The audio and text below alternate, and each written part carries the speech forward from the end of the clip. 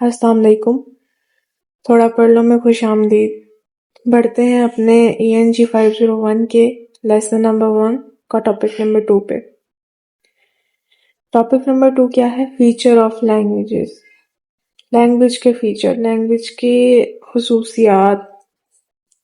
अच्छा, अब इसमें उन्होंने ना कहा है कि इंसानी लैंग्वेज के उन्होंने फीचर बयान किए हैं जो कि इंसानी लैंग्वेज को मुख्तलिफ बनाती है दूसरी लैंग्वेजेस से। क्या क्या एबिलिटीज हैं लैंग्वेज में, इंसानी लैंग्वेज में? सबसे पहले है डिस्प्लेसमेंट।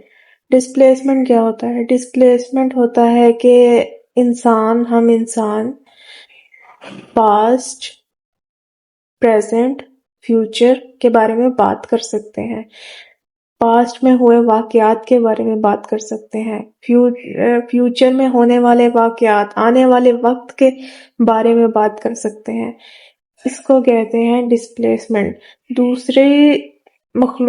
दूसरी मखलूकात की लैंग्वेजेस में ये फीचर नहीं पाया जाता।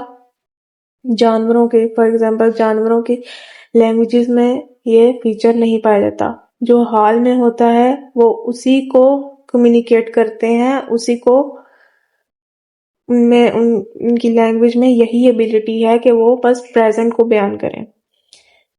ठीक है, यहाँ पे है हेयर एंड नाउ के इंसानी लैंग्वेज, इंसान हेयर अभी और राइट नाउ मतलब प्रेजेंट के बजाय भी बात कर सकते हैं फ्यूचर और पास्ट के बारे में। और यहाँ पे एक है नो टू बी फॉल। इसका क्या मतलब है?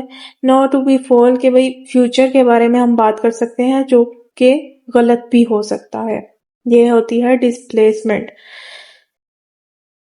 नेक्स्ट है आर्बिट्रेरीनेस। आर्बिट्रेरीनेस क्या है?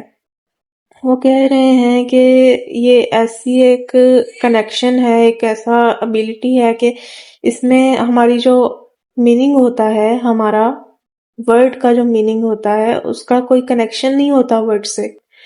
मतलब अभी आज में अगर मैं पेन को पेंसिल कह दूं तो किसी चीज को कोई फर्क पड़ेगा?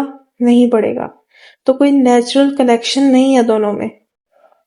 इस चीज को कहते हैं आर्बिट्रेरीनेस। हम कभी भी किसी भी चीज का नाम बदल के कुछ भी रख सकते हैं। ये हमारी लैंग्वेज की एबिलिटी है, एक आर्बिट्रेरीनेस जिसे कहते हैं।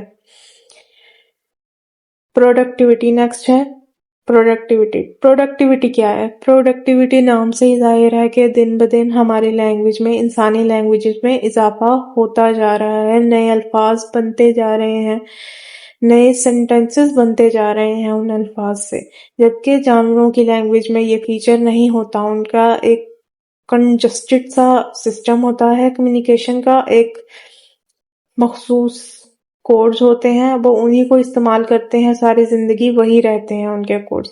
जबकि ह्यूमन लैंग्वेज में ऐसा नहीं है। दिन ब दिन प्रोडक्टिविटी बढ़ती जा रही है। इसमें उन्होंने कहा है क्रिएटिविटी और ओपन एंडेडनेस। इसका क्या मतलब है? वो कह रहे हैं कि इसका मतलब है कि ये ह्यूमन लैंग्वेज के जो है प्रोडक्टिविटी, जो इसमें मौजूद अल्फाज हैं, जो अटरेंसेस हैं, जो लहजे हैं, जो सेंटेंसेस बनाने की प्रोडक्टिविटी है, वो इनफाइनाइट है, मतलब लामहदूद है।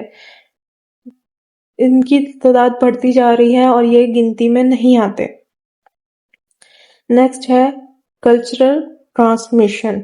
कल्चरल ट्रांसमिशन क्या है? ह्यूमन लैंग्वेज की ये एबिलिटी है कि ये कल्चर से, हम अपने कल्चर से सीखते हैं लैंग्वेज। हम अपने पेरेंट्स से इनहेरिट नहीं करते, हम ये कल्चर से सीखते हैं। जबकि जानवरों में ऐसा नहीं है।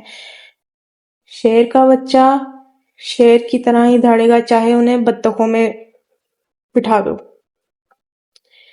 जबकि ह्यूमन लैंग्वेजेस में ये नहीं है। अगर एक छोटा बच्चा पाकिस्तान में पैदा हो और वो बाहर जाके बड़ा हो, मतलब छोटी उम्र में ही बाहर चला जाए, तो वो वहाँ की लैंग्वेज सीखेगा, वो अपने कल्चर से सीखेगा जो उसके कल्चर में बोली जाती है। ये एबिलिटी है ह्यूमन लैंग्वेज की। नेक्स्ट है डुअलिटी। डुअलिटी में क्या कहते हैं? वो कहते हैं कि ह्यूमन लैंग्वेज के 2 लेवल होते हैं। वो 2 लेवल क्या है? फर्स्ट लेवल है फिजिकल लेवल। फिजिकल लेवल में एक सेपरेट सेपरेट साउंड होती है। जैसे कि यहाँ पे उन्होंने कहा है NBI, ये फिजिकल लेवल है, ये फर्स्ट लेवल है। NBI ये सेपरेट सेपरेट साउंड्स हैं, ठीक है।